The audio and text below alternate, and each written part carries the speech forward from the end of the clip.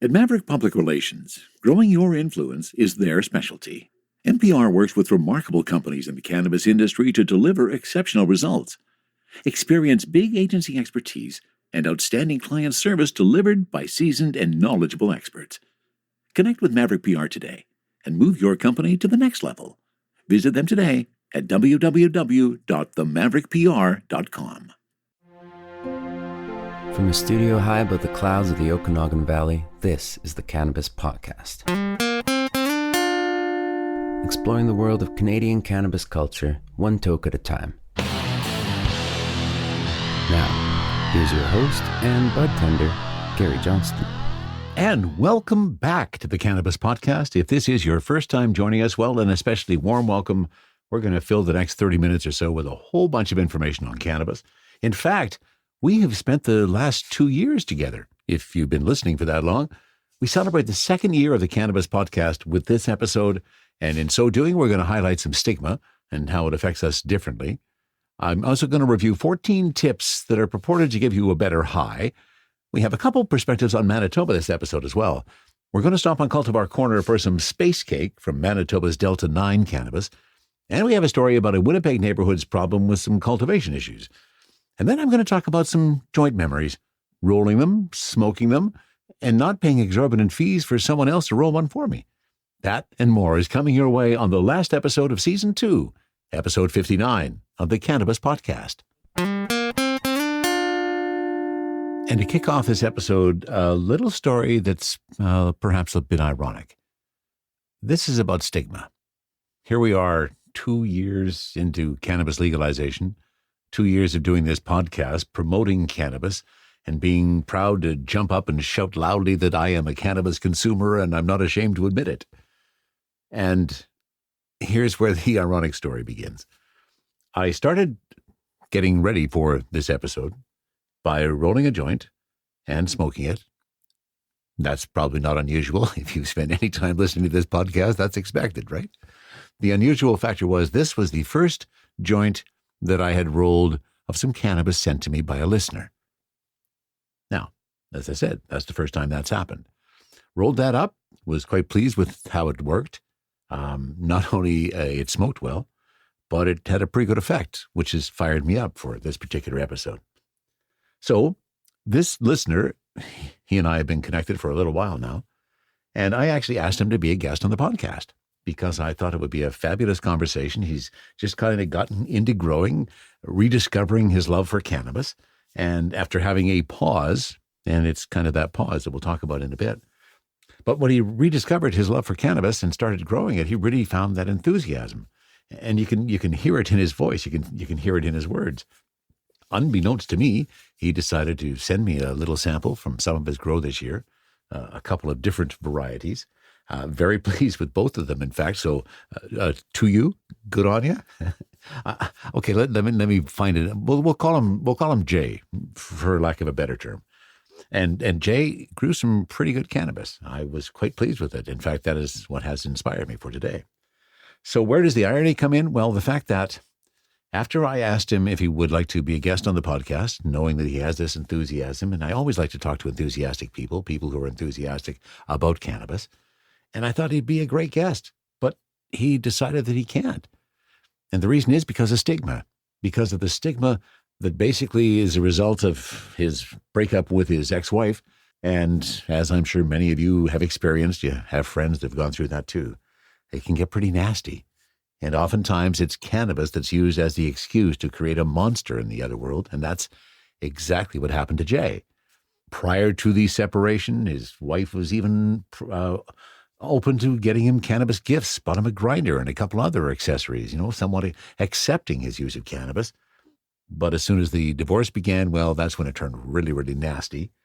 And cannabis was used to turn our friend into a monster in the eyes of his ex-wife, and she wanted in the eyes of the court. So he basically had to get himself clean, and he did for a little while, which is fine. Of course, you do what you have to do in those circumstances, right? But for me, where it really becomes a sad story is that he doesn't want to be known for that. He doesn't want to come out there and say who he is and talk about what his life experience is now, because he's still scared that at some point his wife is going to bring that up in further, dealings or interconnections with her. And that's just wrong. After having legalized cannabis 2 years ago and changed so much, these kind of things are just still wrong. We should not feel that we are taking our world into our hands by admitting that we smoke cannabis, and to be excited about sharing some of our experiences with that. And it really saddens me to hear these kind of situations and these kind of stories. And I just wish it wasn't that way. I still wish that we could get over this stigma and get rid of it. I'm getting tired of it. I think it's time we got to get rid of this damn stigma, stand up for ourselves, and understand, those who are reluctant to it. I'm not saying that, you're not doing your part. It's just I wish you didn't have to. I wish you didn't have to feel that way, that you don't have the right and the ability to stand up proudly and have that joint with the rest of us. Okay, I'll jump off my soapbox now. From the cannabis-infused studio in the clouds, this is the Cannabis Podcast. It's time to get down to business. How about we talk about 14 tips for a better high? This is thanks to the folks at herb.co. Sure, you're high, but are you as high as you could be? Here are some tips and tricks to reach the ideal high, and we'll kind of assess them and see how we go. This is one that many in the industry have long purported to know and to throw out every once in a while when you want to impress a new user who doesn't know this fact. That's to eat a mango. There may in fact be a scientific reason that mangoes give you a better high, according to Medical Daily. And it has to do with a compound called myrcene terpenes, which helps THC get through the blood-brain barrier quicker. When you eat a mango about an hour before you smoke, it can give you a stronger, more euphoric high because the mango has myrcene. And even better, that mango may stop you from eating all those unhealthy munchies, and it gives you a dose of helpful vitamins and nutrients as well. A better high and healthy eating? Well, what could be better? Also, you can crack a beer. Science is almost always right. A study published in 2001 in the journal Drug and Alcohol Dependence showed ethanol increased the rate at which participants felt the effects of marijuana. Also, respondents reported more episodes of euphoria and showed higher plasma THC levels. Just be careful if you decide to mix the two, as alcohol and marijuana affect everyone's bodies differently. And I strongly suggest that. A lot of people cannot handle mixing their alcohol and their cannabis. Hit a gravity bong. Now, this is something that I've been looking at. I've seen a few videos about it. I've never actually tried a gravity bong, and I'm inspired by it, but I have a sneaky suspicion I would end up just coughing my lungs out. Many smokers swear by it, though. A gravity bong, sometimes called a bucket bong or a waterfall bong, uses gravity, often by releasing water to pull weed smoke into a container that the user then inhales from. Gravity bongs are something from another planet. They create huge clouds that will for sure get you higher than a regular joint, blunt, or regular bong. And that huge cloud can often deliver 25, 30 milligrams of THC to you. Besides, you can smoke your favorite concentrates in it as well. Just inhale already. Hey, if inhaling is good enough for President Barack Obama, then it's good enough for the rest of us. Sometimes people actually forget to inhale into their lungs. They just hold it into their mouths. So when you smoke, don't forget to inhale. And maybe remember to exhale too. Avoid a top shelf. When you smoke, avoid a top shelf, which happens when the inhalation doesn't get all the way to your lungs and gets caught in your chest, causing you to cough. To avoid this, try not to talk or laugh when you inhale. Yeah, we all suffer from that one on occasion. And grind it good. Grinding your weed gives it more surface area, which allows it to burn more evenly and slowly. So when you bust up that butt good, you get a better high. Cut it. Some cannabis enthusiasts argue that grinding weed causes more THC to be lifted out, whereas cutting the weed with sharp scissors still allows for a fine cut without the THC loss.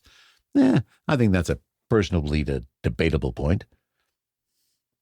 Check the ingredients. To feel a good high, make sure your weed has ample THC, as this is the weed's psychoactive ingredient. Some medical marijuana intended for physical relief is low in THC, so its cerebral effects are not as strong. Show your bong a little THC to get the high you're looking for. And then check the strain. Similar to the above point, some marijuana strains are known for their highs, others for their lows. Esquire notes indica is for pain, anxiety, and sleeping problems because it dulls the mind. Sativa tends to make you higher and feel more energized. So when you smoke a hybrid, make the hybrid more sativa heavy to counteract the powerful indica effects. Change your routine. If you usually smoke in the morning, try at night. You mean you're not supposed to smoke in all day parts? Sorry for that personal interaction. Change your location or the music you listen to. The change in routine might change your perspective and give you a better high. Now, this one seems kind of, you shouldn't have to state this one. Smoke strong weed. No matter what, weak weed just won't get you there as quickly or as efficiently as the good stuff. And they also provide a guide for some of the strongest strains in the world, including indica, sativa, and hybrid strains. So you might want to check that out. Roll the joint properly. In fact, I'm going to be talking about this a little bit later to finish off this episode. A properly rolled joint burns evenly, has no seeds or stems, and provides a better high. It takes a few seconds longer to roll a joint properly, but those seconds are well worth it to get a few feet higher in the clouds. They suggest Raw's 100% organic, chemical-free rolling papers. I use a number of different papers. I have used Raw's. I also use a lot of zigzags. Smoke how you smoke best. If you find that being around certain people kills your high, well, don't smoke with them. If you get the best high by yourself, smoke alone. It's that simple. And I often state that when people come in looking for a particular experience, they want to get giggly or they want to, have a really good time. I say, well, a lot of that is dependent on you and the people that you are with. It is your people entourage that really determines how your high is going to go and how well you're going to enjoy it. And then don't fake it. Fake it till you make it does not work when it comes to weed. If you're not high, don't act like you are. It won't get you there any faster, and all you'll do is annoy the people around you. And of course, no two people will experience the exact same high. What works for one person might not work for another. So try out each of the above tips and see what works best for you. And that is so true. Cannabis is such a unique experience. And because each of our endocannabinoid systems are unique, the experience we have is unique to us. There is no blanket statement that says this is how this particular weed is going to affect you. So get out there, experiment some more with it, and hopefully some of those 14 tips might give you a better high next time. Are you ready for liftoff? Don't miss Canada's #1 cannabis conference and trade show, Lift & Co Expo, coming this May 12 to 15 to Metro Toronto Convention Centre. Level up your industry intel at the Lift Cannabis Business Conference. Connect with movers and shakers from across the cannabis industry and preview new products and services from 250 plus exhibitors. Plus, everyone loves Lift & Co Expo's prizes, live music, and more. Visit liftexpo.ca for tickets. That's liftexpo.ca. THC, CBD, terpene profiles, what's in me? Oh, please explain to me.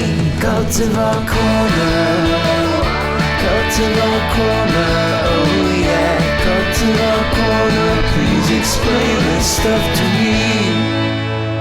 And here we are on Cultivar Corner today. We are actually going to a different part of the country than we have gone to before. We've done a lot of BC bud. We've done some Nova Scotian bud, the Eastern Dank we did a couple of episodes ago. So today, we are actually going to stop kind of halfway or across our country in Manitoba, province where I lived for a few years, worked in radio in Manitoba. I haven't been back there for a number of years, and I've talked about it on the podcast a couple of times, where Manitoba seems to be a very difficult place to smoke cannabis, illegal to smoke it in outdoor spaces. We talked about that with the Winnipeg Folk Festival and how weird that is to be at a big open park and not being able to smoke cannabis at such an event, but I'm digressing a little bit.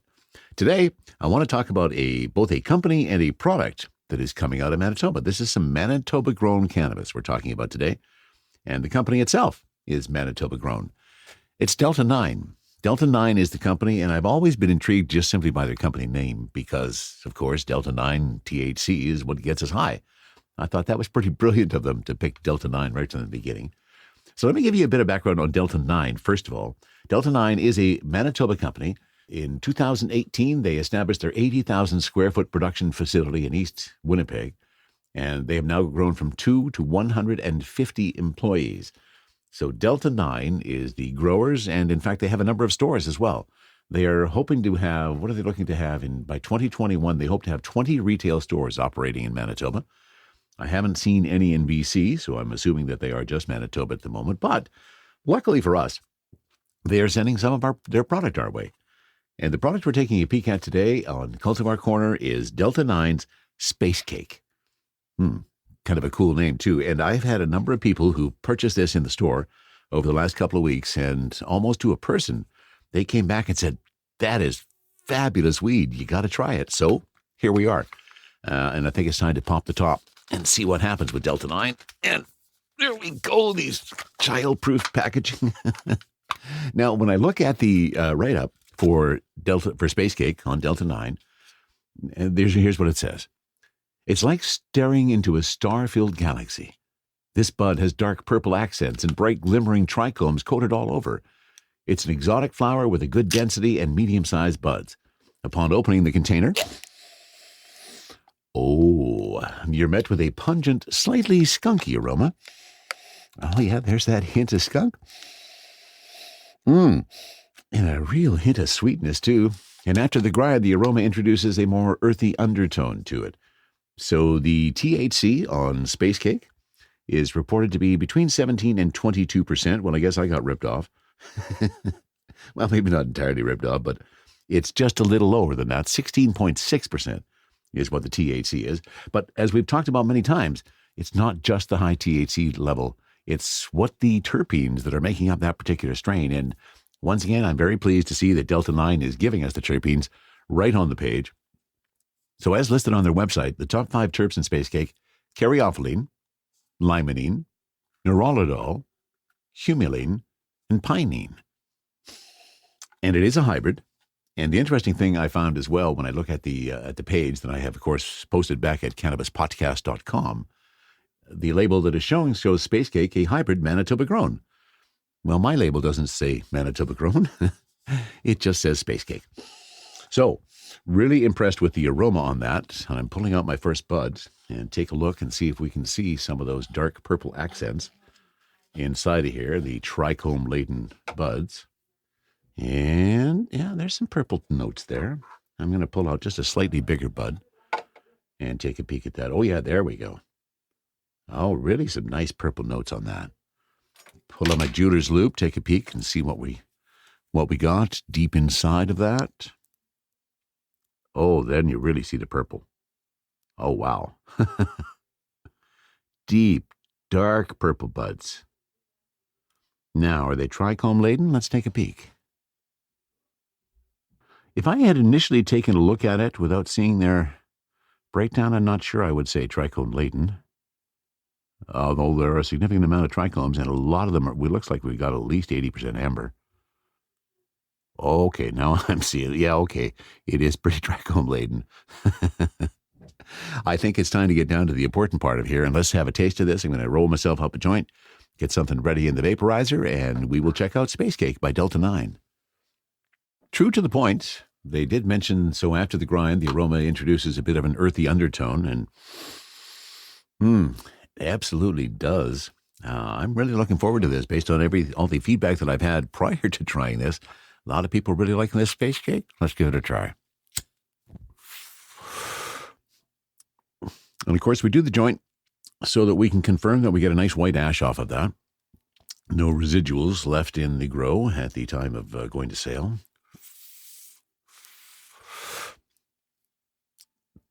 There's a couple of hits off of that one. Like the taste. There's a bit of earthiness there. A bit of that skunkiness, too, that used to be so prevalent in much of our cannabis. Now, the buds were not huge in this, but they were decent size as well, and well cured.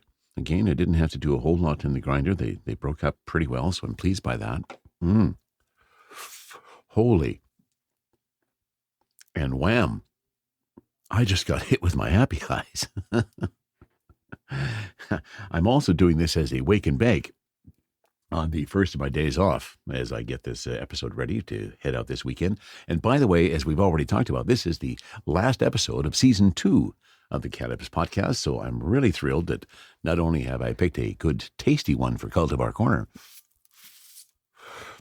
but it's a pretty good bang, too, because I think this may be the day that I use my wake and bake status, and I take some of that energy and get out there and put up my Christmas lights. which for me is unusual because I usually I have a birthday in December and I don't like doing too much Christmassy until after that birthday is over. But once again, I digress, which might be an indication of exactly how high I'm getting with that. So there's the joint. Now I'm going to quickly fire up the vaporizer, and I want to really have a taste of Space Cake by Delta 9. So I've been pretty impressed with it so far. Lovely taste. Did not burn harsh. The ash was nice and white. Didn't give me any coughing coming out of that. So appreciative of that. And again, I've already got my happy eyes. And that is always something that pleases me on a wake and bake day. Anytime you can get that start for the day and just have that burst of euphoria, say, here I am, day. Let's see what I can do with you. And here we go. So here's the vaporizer with Delta 9 Space Cake. Oh, the earthy tones really come out in the vaporizer. Oh, do they ever. Really a strong earthiness to that. And smooth, just a real nice smoke. Quite enjoy how that tastes. Enjoy how that goes in. And loving the taste of that. And of course, I also want to point out the disclaimer that they have on the Delta 9 page at the bottom. Always start low and go slow when it comes to consuming any form of cannabis. And if you want to learn more, you can do so at knowmylimits.ca. And that's a website that's worth checking out just to see some of the pieces that they have in there. And speaking of worth checking out, oh yeah, there's the happy eyes. There's that euphoria. I have woke and boke. Is that right? I've waked and baked. I'm not really sure what the tense is on that one, but nonetheless, I'm pretty pleased with the high from this guy. I have another one that we may hang on for next time, and that's another one from Delta 9, and that is one called Sinola Gold. I've also heard really good things about that one. So I'm not sure if I'll be able to hang on to that one before the next episode comes in, but I'll tease you with it. Maybe we'll do a Cultivar Corner on that. And also, I got sent some cannabis, my very first time that I have ever been sent cannabis from a listener. And I'm scheduling that for a visit on Cultivar Corner. Probably we'll do that next episode as well. So there you go. There's the wrap up on Space Cake by Delta 9 Cannabis out of Winnipeg, Manitoba grown cannabis. And you're doing a pretty good job, Manitoba. And just a couple of subsidiary items. Mexico, did you hear the news? Mexico's Senate has approved sweeping cannabis legalization. Their lawmakers are rushing to secure approval before the end of the current congressional session in mid-December. If given the green light, the law would allow the recreational, scientific, medical, and industrial uses of cannabis, a major shift in the country where drug cartel violence in recent years has claimed over 100,000 lives. This is pretty big news. And, of course, that's a pretty big cannabis market as well. So I've given you the link to the tiny little story on the National Post. Mexico's Senate has approved sweeping cannabis legislation. Hopefully, they'll join Canada soon in being a country where cannabis is legalized. And I just want to touch on this story ever so briefly because the tone of the story is actually not one that I'm kind of in favor of, but it shows kind of what's going on in our world with the different, kind of relates as well to the stigma that we started off talking about this episode. That stigma is still out there, and it is pretty severe. Like, for example, here's a story from the CBC, and the headline, this is about Winnipeg. What kind of grandfather needs 140 plants? Neighbours fed up with dozens of medical marijuana grow-ops. That's the headline in this story. The residents have taken their complaints of horrific orders to City Hall. It's people living in several North Winnipeg neighborhoods who say that they have become prisoners in their own homes since their neighbors sold their houses to new owners who have turned them into medical marijuana grow operations. The smell is horrific, said Edie Callisto Tavares. Callisto Tavares owns her own business and, like many, is now working from home because of the COVID-19 pandemic. She and her husband started going for daily walks around the neighborhood in March and began to notice a strong odor around certain homes, she said. We thought it was winter and probably the skunks are hibernating, she said. I started talking to neighbors and they said, well, that's not skunks, that's pot or marijuana. I said, what? Well, why would it be smelling? And they said, because they're growing it in our neighborhoods. CBC News, who this story was done by, knocked on the doors of 36 homes suspected of housing medical marijuana grow ops. Most appeared vacant, and almost all of the houses had security cameras set up outside. And in some cases, cannabis could be smelled from a street. CBC also obtained land title documents and permits for each address and found 34 of the houses had recently upgraded electrical panels. 10 of the homes had previous electrical permits in which city inspectors said they had been used to grow cannabis. On one particular street in Amber Trails, there are 4 homes being used to grow medical marijuana. A woman who entered the door at one of the houses said all are licensed by Health Canada, but she couldn't say how many plants they are allowed to grow. Winnipeg police say they received numerous complaints about suspected cannabis grow-ops in residential neighborhoods, and while the concerns are understandable, if the growers have a Health Canada license for medical marijuana, there's not much police can do. The Winnipeg Police Service is restricted by privacy legislation, including the Personal Health Information Act, from disclosing information to the public regarding activity authorized by Health Canada. Manitoba Justice said its Public Safety Investigations Unit has looked into 16 complaints about marijuana grow-ops so far this year, but couldn't say if any were found to be illegal. A spokesperson said while all complaints are investigated, they are kept confidential. And you can read the rest of that story for yourself. The reason why I hesitated in diving too far into it is it generated an awful lot of talk on social media after this story was out, in that there was just this bias and this emphasis on the medical marijuana aspect of these grow-ops and how the number of plants they were growing was really what the problem was. Still an issue, obviously, but an interesting perspective, and you can come to your own conclusion on how you feel about those particular grow-ops in Winnipeg. And I thought it kind of appropriate, based on the subject matter of today and the fact that this is the last episode of season number 2, to kind of take a step back and go back to the way it used to be back before we had vaporizers and all that stuff, when the usual way you smoke some cannabis was in a joint. And I mean, I do smoke a lot in my vaporizers, but I also still like to smoke a joint. And one of the reasons why I like to smoke a joint is because I still like to roll a joint. And this came up recently. I mean, just one moment and let me light this joint again. We spend an awful lot of time serving customers who are into the store for one particular item, and that is a pre-roll. A lot of pre-rolls. And a lot of pre-rolls. I mean, we have some people that come in on a daily basis and they buy a ton of pre-rolls. And I mean, I get it, in a party situation, somebody can spend a couple $100 easily on pre-rolls, but it's not the best use of your cannabis money, in my opinion. Even their cheapest one is $6.99, I think, for a half gram. And, so that would make, a gram? $12-13, which is probably not what you want to be paying for your cannabis on a daily basis. But it got me to thinking about the ritual of rolling a joint. And that's part of the fun of rolling a joint, is that ritual. And, you got the grinder, or whether you're using scissors or a grinder. It used to be scissors back in the day before grinders were invented, but before grinders were used more usually in cannabis. I'm sure they were invented a long time ago. Kind of like terpenes, right? Terpenes have existed for thousands of years, but we just discovered them in the last 5 years. So here you are, you got your grinded cannabis, you get out your paper, whatever papers you like to use, and we all have our favorite. I use Zigzag Blues more often. I find the cut corners kind of useful. I mean, I can roll in anything, but I do kind of like those. That's been my go-to paper for a number of years. You got it all lined up. You drop in your cannabis, you even that out across the bottom, you roll up that lip and tuck it inside and just kind of wiggle your cannabis so it's even across that top, lick the end, and you got yourself a beautifully smooth joint from end to end. It's a wonderful experience, not only rolling it, but also smoking it. And I guess I developed my love for doing that back in the day when I used to go to attend parties.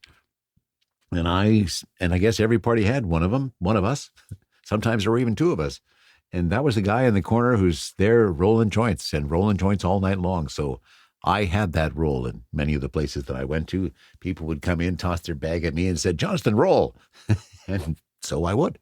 I took my orders quite literally. And I also made it worthwhile for myself. One for them, one for me, one for them, one for me. thought it was kind of a fair exchange. And that's where, when you roll that much, you kind of get good at it. You can do it fairly quickly and fairly consistently as well. And I guess the other odd thing about myself and the way I roll joints is I have never been a filter guy.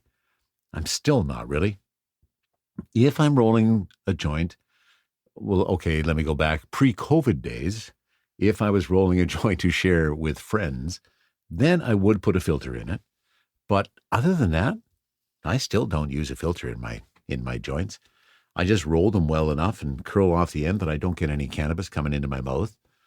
Okay, yes, I do have roaches, but I guess I've been a cannabis consumer for so long that, and just in case you aren't familiar with that term, roach is simply the end of the cannabis joint that has not yet been smoked. That's what we call a roach.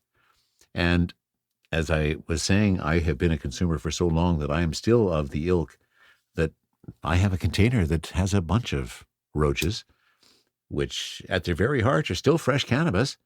Yes, they have a bit of the smell of some smoked cannabis that has passed through them, but they are still fully engaged in full THC cannabis. And there were days in my life, or times in my life, where the cannabis was scarce and those jars of roaches came in really, really handy. I don't really do that anymore. I kind of just toss my roaches away. I'm not storing them for use in a future time, just because cannabis is so readily accessible now, and I don't need to worry about that. But back in the day, there were times when you didn't, especially just before harvest season in the fall, the late summertime in certain areas of British Columbia used to be really dry times for being able to access cannabis. So you had to, get ready for it when it was there. But rolling that, I still really enjoy it. And I just can't see why someone can't take the time, the small amount of time, and even if you want to use a rolling machine, which I have done. I did pick up a raw machine. I thought, well, I've always rolled my own joints, so let me see what this is all about. And picked one up. It's pretty easy. Sure, it makes it pretty easy. But I was chatting with a new girl who just started at the store, and she was joking that she could roll it faster in the machine than I could by hand. And I don't think so. I still think that a hand rolling is going to be faster than the machine. And that means starting off with your ground cannabis, everybody at the same stage and loading it up. So I have tried it, and I do realize that it makes it a little bit easier to roll your joints, but I'm still a hand roller. And I just wish I could convince more people that spending those, we have some pre-rolls that are $20, $25 for, a gram and a half, which buy that strain, buy a pack of papers and roll your own joints and save yourself a ton of money. Of course, people in the industry are probably not happy with my remarks in that regard, because we sell a lot of pre-rolls. They are a big seller, and there's a lot of people that like them, and they probably don't want people to know how to roll their own joints. But I propose that that's something, if you have not rolled your own joint, take it on as a project. Pick up a rolling machine, and you can get one from Raw or any of the stores that you want to go to. We have one at Spirit Leaf as well. Pick up a rolling machine, practice a little bit, and roll your own joints. I think you'll enjoy it. As usual, if you have anything you'd like to comment on, send a note to info@cannabispodcast.com. You'll also find the links to the things we talked about today at cannabispodcast.com underneath the episode. I always like to hear from you, so feel free to comment anytime. That wraps it up for the last episode of the second season of the Cannabis Podcast. From the cannabis-infused studio, high above the Okanagan Valley, this was the Cannabis Podcast.